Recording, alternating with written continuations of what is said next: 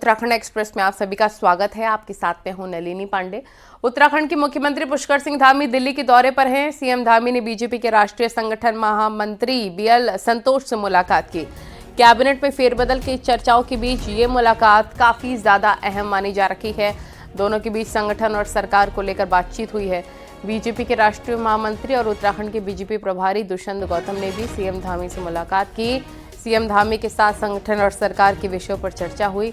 CM Dhami कल देर शाम दिल्ली पहुंचे थे और अभी दिल्ली में ही हैं।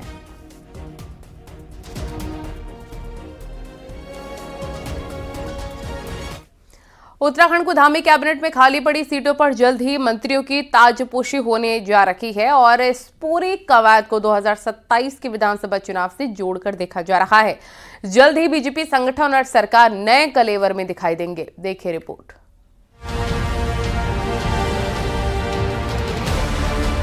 करीब 22 महीने बाद उत्तराखंड में विधानसभा चुनाव का बिगुल बज जाएगा। इससे पहले बीजेपी संगठन और सरकार को नया कलेवर देने की तैयारी में है। संगठन के मंडल अध्यक्ष बदल दिए गए हैं तो अब जिलाध्यक्ष और प्रदेश अध्यक्ष की बारी है। इसी के तहत कैबिनेट विस्तार कर सरकार को भी नया लुक देने की तैयारी हो चुकी है। सूत्रों की माने तो जल्दी कैबिनेट में खाली पड़ी 4 सीटों को भरा जा सकता है। सीएम धामी के दिल्ली दौरे को इसी से जोड़कर देखा जा रहा है। सूत्रों की माने तो मुख्यमंत्री इस दौरान केंद्रीय गृह मंत्री अमित शाह, महामंत्री संगठन बीएल संतोष और राष्ट्रीय अध्यक्ष जेपी नड्डा से मुलाकात करने वाले हैं। लेकिन फिलहाल गृह मंत्री और राष्ट्रीय अध्यक्ष के दिल्ली से बाहर होने के कारण उनका इंतजार किया जा रहा है। जबकि बीजेपी के प्रदेश अध्यक्ष कैबिनेट विस्तार की पुष्टि करते हुए कहते हैं कि अनुकूल वक्त है जब कैबिनेट एक्सपेंशन हो सकता है। संगठन द्वारा माननीय मुख्यमंत्री से चर्चा की है। इस समय एक अनुकूल समय है क्योंकि अब न फिलहाल तो पंचायत चुनाव में विलंब समय है। इससे पहले कैबिनेट का विस्तार हो जाए और मुझे पूरा विश्वास है कि माननीय मुख्यमंत्री जी अपने हमारे नेतृत्व से वार्ता करने के बाद बहुत जल्दी कैबिनेट का विस्तार उत्तराखंड में हो जाएगा। सर, मुख्यमंत्री दिल्ली में नेताओं से इस संबंध में बातचीत होने वाली है? नहीं, मुख्यमंत्री जब भी केंद्र में अपने नेतृत्व से मिलते हैं और सरकार के मंत्रियों से मिलते हैं तो उत्तराखंड के लिए कुछ न कुछ लेकर आते हैं। तो एक प्रकार से इस रूप का दौरा होता है। बाकी संगठन का विस्तार है, मंत्रिमंडल विस्तार है, अनेक और विषय भी होंगे जो मुख्यमंत्री संज्ञान में, उसकी सब चर्चा माननीय मुख्यमंत्री जी नेतृत्व से करेंगे। अब कैबिनेट में कौन आएगा इस सवाल बाद में आएगा। पहला सवाल ये है कि मंत्रिमंडल से बाहर कौन जाएगा। सूत्रों की माने तो कमजोर परफॉर्मेंस के आधार पर मौजूदा कैबिनेट से 3 चेहरों को विदा किया जा सकता है तो करीब 5 नए चेहरों को कैबिनेट में एंट्री दी जा सकती है। बीजेपी की कोशिश है कि 45 से 60 साल के बीच के नए चेहरों को कैबिनेट में जगह दी जाए। अब सीट भले ही 4 खाली हों लेकिन दर्जन भर विधायक इन पर नजरें गड़ाए हुए हैं। मेरी कोई दावेदारी नहीं है, न तो मैं कहीं दावा करता हूँ। हाँ, कार्यकर्ता के नाते पार्टी जो जिम्मेदारी देगी वो करेंगे, लेकिन कोई दावा नहीं है। पार्टी जिसको उपयुक्त समझती है उसको जिम्मेदारी सौंपती है। बीजेपी का अगला टारगेट पंचायत चुनाव और उसके बाद 2027 का विधानसभा चुनाव है। लिहाजा नए संगठन और नई कैबिनेट के साथ मैदान में उतरने की तैयारी है। कैबिनेट विस्तार से मौजूदा मंत्रियों की धड़कनें बढ़ी हुई हैं तो इधर सीएम के दिल्ली मूवमेंट पर विधायकों की भी नजरें टिकी हुई हैं। देहरादून से न्यूज़ 18 के लिए सुनील नौप्रभात की रिपोर्ट।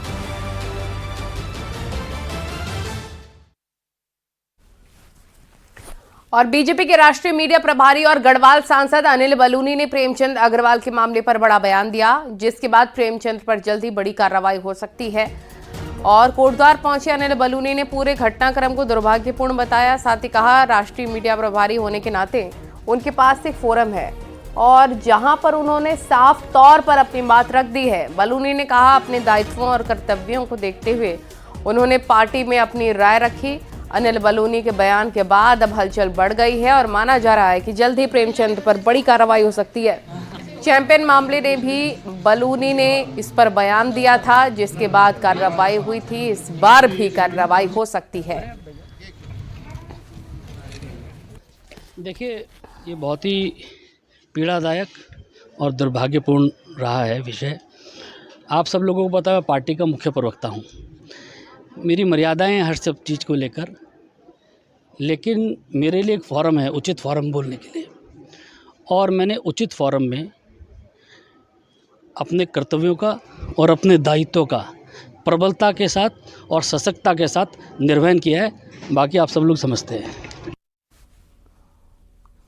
बीजेपी प्रदेश अध्यक्ष महेंद्र भट्ट अपने बयान के कारण एक बार फिर से ट्रोल हो रहे हैं। गुरुवार को प्रेमचंद अग्रवाल के खिलाफ गैरसैंण में हुई पहाड़ी स्वाभिमान रैली को लेकर पूछे गए एक सवाल के जवाब में महेंद्र भट्ट ने प्रदेश प्रदर्शनकारियों को सड़क छाप नेता कह दिया।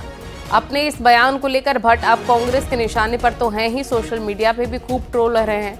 भट्ट ने कहा कि 2027 नजदीक है, ऐसे में सड़क छाप नेता नए नए मुद्दों की तलाश कर रहे हैं।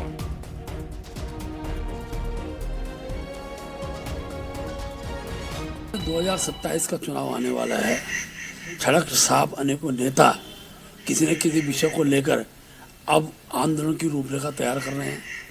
और सबसे दुख इस बात का कि व्यक्तिवादी राजनीति का केंद्र कल गैरसैंण बनाया। विकास के किसी विषय को लेकर अगर गैरसैंण का आंदोलन होता है तो मैं कहता कि हाँ, विपक्ष ने एक विषय जनता के सम्मुख लाकर और सरकार को बाध्य किया है। लेकिन मंत्री को हटाओ, मंत्री बनाओ, फलाने ये बोल दिया, पहाड़ मैदान का स्वरूप को खड़ा करने का प्रयास किया गया। इस प्रकार के आंदोलनों को जनता, उत्तराखंड जनता बुद्धिजीवी जनता है, वो समय आने पर उनको जवाब देती है। कोटद्वार पहुंची विधानसभा अध्यक्ष रितु खंडूरी को कांग्रेस कार्यकर्ताओं के विरोध का सामना करना पड़ा। प्रेमचंद अग्रवाल के बयान के बाद से पूरे उत्तराखंड में विरोध जारी है। कांग्रेस कार्यकर्ताओं ने विधानसभा अध्यक्ष को काले झंडे दिखाने की कोशिश करते हुए स्पीकर के खिलाफ नारेबाजी की। हालांकि प्रदर्शनकारी इससे पहले विधानसभा अध्यक्ष के काफिले तक पहुंच पाते, पुलिस ने सभी प्रदर्शनकारियों को रोकते हुए हिरासत में ले लिया।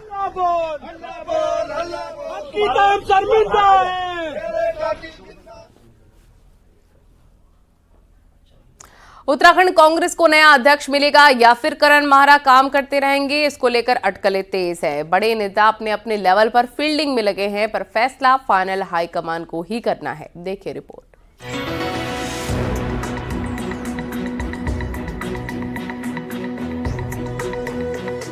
कांग्रेस प्रदेश अध्यक्ष करण माहरा का 3 साल का कार्यकाल पूरा होने वाला है। ऐसे में कांग्रेस हाईकमान अब क्या फैसला करेगा, इसको लेकर दिल्ली पर नजरें टिकी है। तो सीनियर नेता भी अपनी अपनी लॉबिंग में लगे हैं। इसकी चर्चाएं जोरों पर हैं। नए अध्यक्ष के लिए पूर्व अध्यक्ष प्रीतम सिंह और गणेश गोदियाल का नाम चर्चाओं में है। तो कांग्रेस नेता रणजीत रावत, मनोज तिवारी, हरक सिंह रावत का नाम भी चर्चा में है। खबर है कांग्रेस के ज्यादातर नेता फिर से गोदियाल के समर्थन में नहीं है। तो चुनाव को देखते हुए पार्टी को क्षेत्र और जाति का बैलेंस भी देखना है। ऐसे में खबर है कि नेताओं का एक गुट हरक सिंह रावत का नाम भी आगे कर रहा है। वहीं लोकसभा चुनाव के बाद हरक सिंह और गणेश गोदियाल के बीच भी खींचतान दिखी है। ऐसे में बड़े नेताओं के बीच खींचतान ज्यादा हुई तो करण माहरा का कार्यकाल बढ़ सकता है। कांग्रेस को एक तरफ प्रोग्राम आगे बढ़ाने हैं, वहीं नेताओं का ध्यान दिल्ली के फैसले पर टिका है। हालांकि करण माहरा इस तरह के हालात से खुद को अनजान बता रहे हैं। मुझे कोई संशय नहीं है, मैं लगातार काम कर रहा हूँ। आपने देखा होगा अभी 3 दिन पहले गुरदीप सप्पल साहब आए थे। हमने अपने 3 महीने के प्रोग्राम लॉन्च किए हैं और उसमें हम बड़ी तेजी से आगे बढ़ रहे हैं, काम कर रहे हैं। और ये पद जो है कुर्सी है, ये करण मेहरा अध्यक्ष नहीं है। तो जो आएगा वो काम करेगा और जो जाएगा वो भी कहीं ना कहीं काम करेगा, क्योंकि पहले के भी कई अध्यक्ष इस राज्य में हैं, वो लगातार काम कर रहे हैं और प्रभावशाली भी है। तो करण मेहरा के हटना और नहीं हटना बहुत इंपॉर्टेंट नहीं है। कांग्रेस आगे बढ़े, कांग्रेस काम करे, ये ज्यादा इम्पोर्टेंट। कांग्रेस में 2027 की तैयारी से ज्यादा खींचतान इस वक्त अध्यक्ष पद को लेकर है। प्रीतम सिंह साफ कह चुके हैं कि पार्टी को पिक्चर क्लियर करनी चाहिए ताकि आगे काम हो सके। हालांकि खुद को प्रीतम सिंह प्रदेश अध्यक्ष की रेस में नहीं मानते, तो गणेश गोदियाल कुछ कहना ही नहीं चाहते। नहीं, देखिए, मैं तो कांग्रेस का एक साधारण सा कार्यकर्ता हूँ और राष्ट्रीय नेतृत्व इस परिप्रेक्ष्य में निर्णय लेंगे कि किसको क्या जिम्मेदारी सौंपनी है।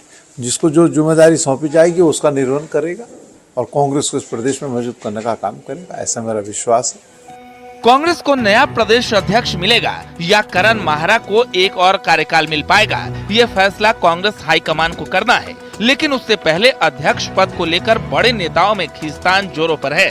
दीपांकर भट्ट, न्यूज़ 18, देहरादून। और देहरादून जिले के दूर दराज के इलाकों में नियम कानून की धज्जियां कैसे उड़ रही है, इसकी एक बानगी दिखी चक्राता में कालसी तहसील में, जहां क्षेत्रीय लोगों की शिकायत पर देहरादून से पहुंची खनन विभाग की टीम ने अवैध रूप से पहाड़ खोद रही 2 जेसीबी मशीनों को 2 हफ्ते पहले सीज कर दिया। ये प्रक्रिया सरकारी कागजात में तो दिखी, लेकिन नियम मुताबिक मशीन पुलिस थाने पहुंचने की जगह अवैध खनन के आरोपी ठेकेदार के घर के सदस्य को सौंप दी गई और बाकायदा कागजों में इस बात का जिक्र भी है। कानून का डर किस कदर हवाई है ये दिखा है जब सीज की गई जेसीबी मशीन फिर से काम में लग गई और उसकी तस्वीरें न्यूज़ 18 के कैमरे में कैद हो गई। मामला एक प्रभावशाली नेता से जुड़े होने की वजह से संबंधित अधिकारी भी चुप्पी साधे हुए हैं। कालसी के एसडीएम गौरी प्रभात ने फिलहाल बोलने से इनकार कर दिया है। खनन अधिकारी नवीन सिंह और आरोपी ठेकेदार के रिश्तेदार ने भी फोन रिसीव नहीं किया। गौरतलब है कि देहरादून के पचवादून का इलाका अवैध खनन के लिए कुख्यात है। कुछ दिन पहले ही अवैध खनन में लिप्त एक भारी भरकम पोकलैंड मशीन को कालसी तहसील में जब्त किया गया, लेकिन वो संदिग्ध तौर पर वो चोरी हो गई और आज तक लापता है।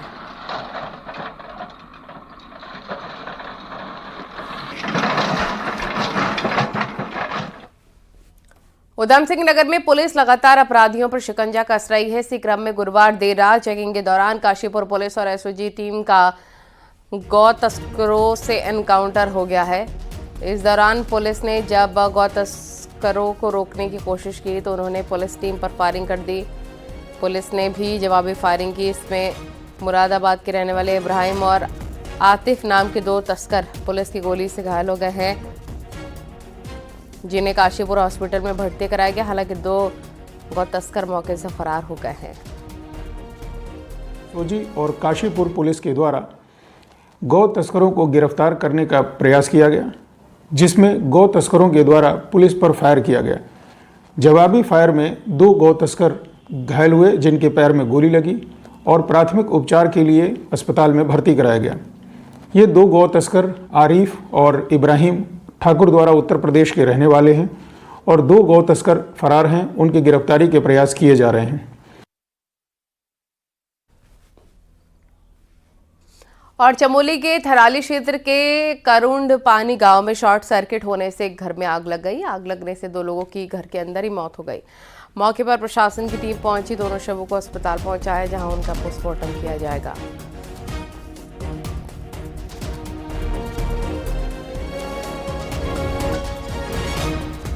रामनगर में नेशनल हाईवे 309 पर एक कार और मिनी ट्रक के बीच टक्कर हो गई। हादसा इतना जबरदस्त था कि दोनों ही गाड़ियों के परखच्चे उड़ गए। हादसे में 30 साल का दिल्ली निवासी मलकीत सिंह गंभीर रूप से घायल है। इसे अस्पताल पहुंचाया गया, जहां डॉक्टरों ने उसे मृत घोषित कर दिया। बताया जा रहा है कि कार में कुछ और लोग भी सवार थे, जो मामूली रूप से चोटिल हुए हैं।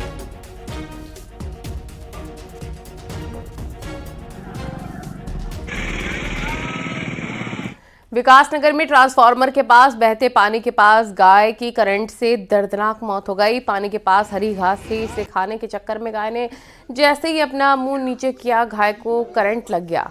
गाय के मालिक ने उसे बचाने की कोशिश की, उसे भी जोर का झटका लगा। गनीमत ये रही कि गाय मालिक की जान बच गई। पूरा मामला विकासनगर के जीवनगढ़ का है, जहां एक बेजुबान की दुखद मौत हो गई है। घटना के बाद मौके पर ग्रामीणों के आक्रोश को देखते हुए पुलिस ने उन्हें समझाकर मामला शांत कराया।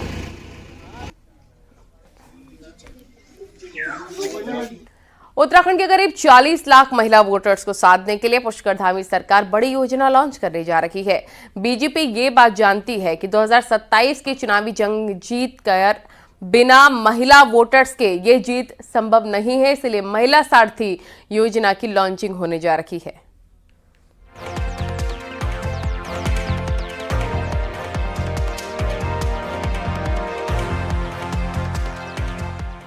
2027 की चुनावी जंग में उतरना है तो तैयारियां अभी से जरूरी है और ये बात बीजेपी अच्छी तरह से जानती समझती है। इसीलिए प्रदेश की महिला वोटर्स को साधने के लिए महिला दिवस से अच्छा कौन सा दिन हो सकता है।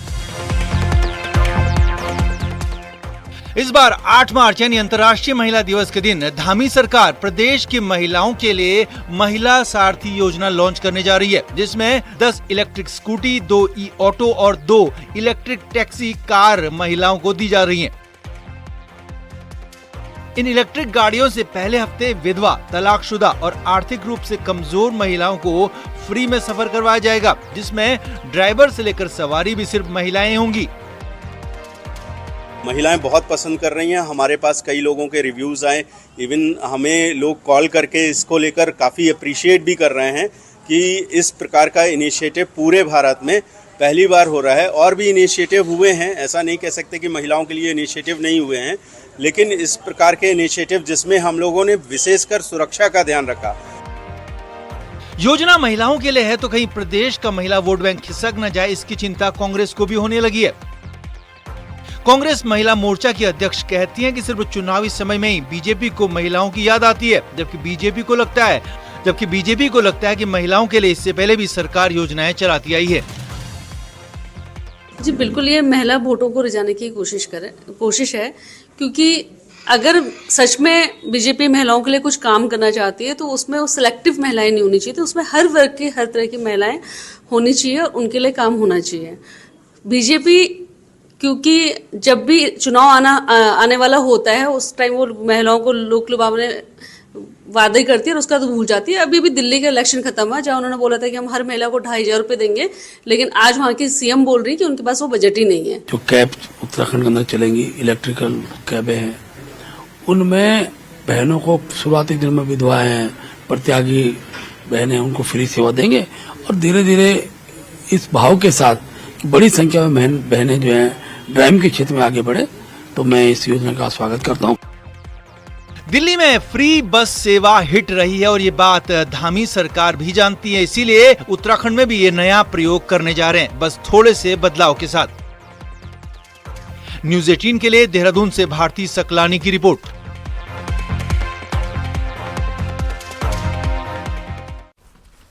और फिल्म अभिनेता अनुपम खेर अपना जन्मदिन मनाने हरिद्वार पहुंचे। अभिनेता अनिल कपूर के साथ कनखल के हरिद्वार मंदिर में परिवार के साथ पहुंचे दोनों अभिनेताओं ने जूना अखाड़ा के आचार्य महामंडलेश्वर स्वामी अवधेशानंद गिरी से मुलाकात कर आशीर्वाद लिया।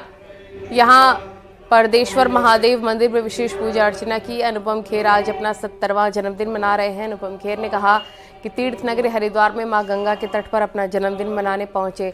धार्मिक ढंग से उनका जन्मदिन मनाया गया है, जिससे वे काफ़ी खुश हैं। उत्तराखंड में फिल्म शूटिंग डेस्टिनेशन को लेकर उन्होंने सरकार की काफ़ी तारीफ की है। यहाँ मैं आया हूँ, मैं गुरु जी का और आश्रम में जितने भी साधु लोग हैं उनका शुक्रिया, उनको धन्यवाद देना चाहूँगा कि इतने खूबसूरत तरीके से, इतने धार्मिक तरीके से मेरा बर्थडे मनाया गया है, मेरा शुभ दिन मनाया गया है।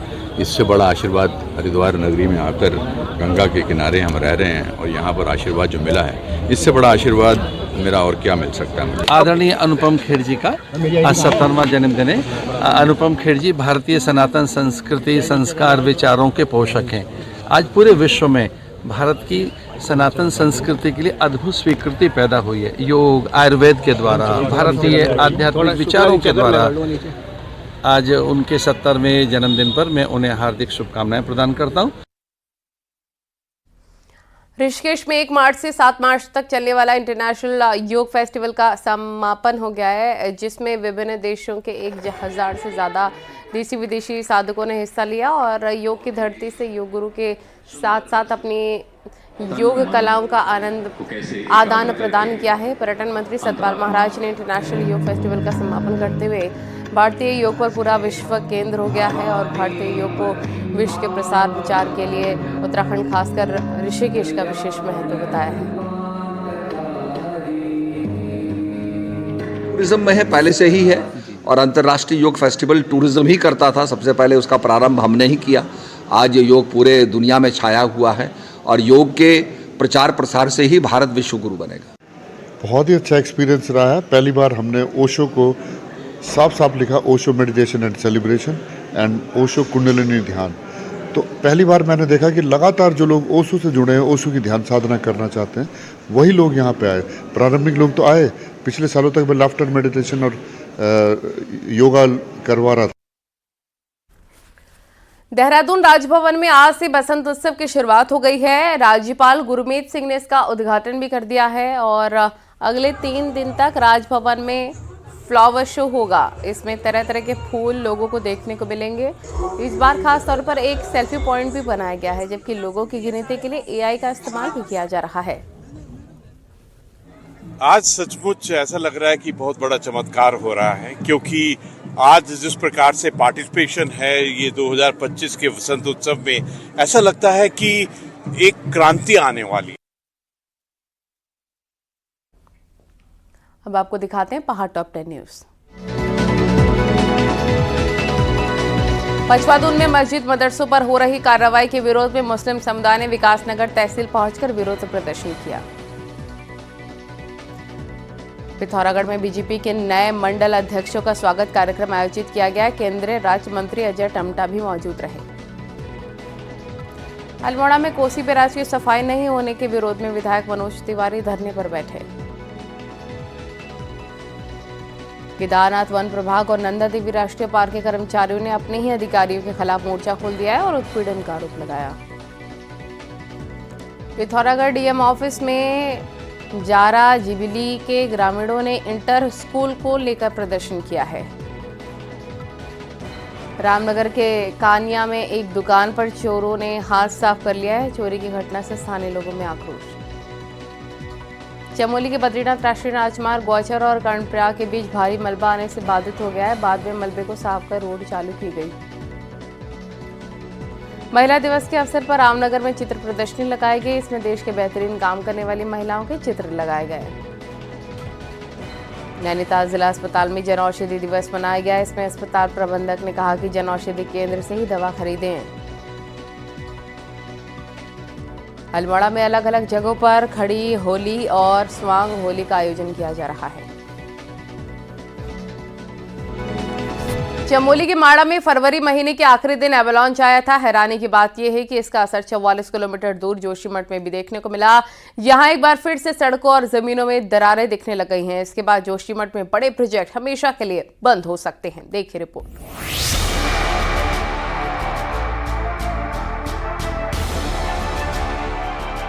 बद्रीनाथ धाम के मुख्य पहाड़ जोशीमठ के हालात सुधरने का नाम नहीं ले रहे। यहाँ थोड़ी सी बारिश और बर्फबारी में जमीन फट रही है, सड़क धंस रही है। जनवरी 2023 की भूधसाव की आफत आई, उससे शहर अभी तक उबर नहीं सका है। जोशीमठ में सुरक्षात्मक कार्य अभी तक शुरू नहीं हुए हैं। ये बड़ी चिंता का विषय है। चमोली वैसे भी आपदा और भूकंप की दृष्टि से अति संवेदनशील है। स्थानीय लोगों का मानना है कि हिमालय क्षेत्र में अनावश्यक गतिविधियां भी खतरा पैदा कर रही हैं। जोशीमठ भूधसाव का मामला अभी 2 साल से वैसे लटका हुआ है। अभी 2 दिन में जो हल्की बारिश हुई, 2 दिन में फिर वो मनोहर बाग एरिया में फिर भूधसाव शुरू हो गया था।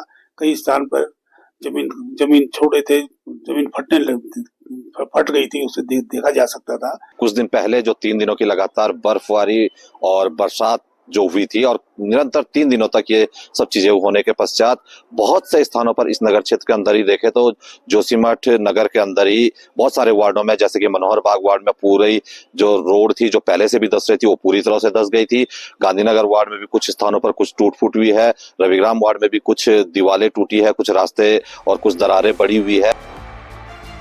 वहीं प्रशासन ने दावा किया कि जोशीमठ में जल्दी सुरक्षात्मक कार्य शुरू हो जाएंगे। बरसात और बर्फबारी के दौरान ड्रेनेज की समस्या पैदा हुई है, जिसे ठीक किया जा रहा है। जहां जहां कुछ भी भूधसाव है, वहां प्रशासन की टीम लगातार नजर बनाए हुए है। तो बरसात हुई विगत दिनों में, उसके कारण वहां जो ड्रेन्स हैं उनमें कुछ कूड़ा कचरा और प्लास्टिक का कूड़ा आया था। तो नगर पालिका जोशीमठ के माध्यम से सभी ड्रेन्स में सफाई का कार्य किया गया है, ताकि किसी भी प्रकार से पानी जमा ना हो और सुचारू रूप से पानी चलता रहे। तो यही मेन एक कार्यवाही की गई है। इसके अलावा अभी स्थिति सामान्य है। पहाड़ों में प्राकृतिक आपदाएं लगातार बढ़ रही है। जिन जिन इलाकों में खतरा है वहां सुरक्षात्मक कार्य होने अनिवार्य है। जोशीमठ जैसे नगर में अगर समय पर सुरक्षात्मक कार्य नहीं हुए तो भविष्य में बड़ा खतरा हो सकता है। न्यूज़ 18 के लिए जोशीमठ से नितिन सेमवाल की रिपोर्ट। विकासनगर नगरपालिका ने भी पालतू डॉग का रजिस्ट्रेशन करवाना अनिवार्य कर दिया। ऐसे में रजिस्ट्रेशन ना होने पर जुर्माने का भी प्रावधान है। आपको बताएं, कुत्तों के काटने की दिन प्रतिदिन बढ़ती घटनाओं को देखते हुए विकासनगर नगरपालिका ने अपने नागरिकों से पालतू कुत्तों का पंजीकरण कराने का आग्रह किया। ऐसा न करने वालों के खिलाफ सख्त कार्रवाई भी की जा सकती है। इसमें सार्वजनिक स्थान पर घूमते कुत्तों को जब्त भी किया जा सकता है या फिर कुत्ते के मालिक पर जुर्माना लगाने को लेकर कानूनी कार्रवाई का भी प्रावधान हो सकता है।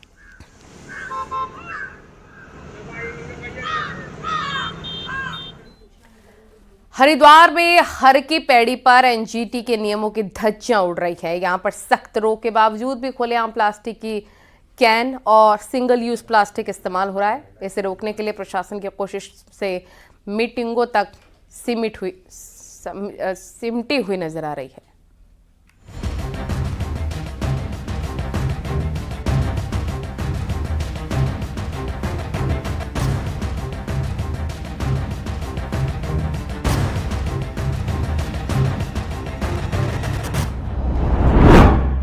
धर्मनगरी हरिद्वार में साल भर लाखों की संख्या में श्रद्धालु हर की पैड़ी पर गंगा में स्नान करने के लिए पहुंचते हैं।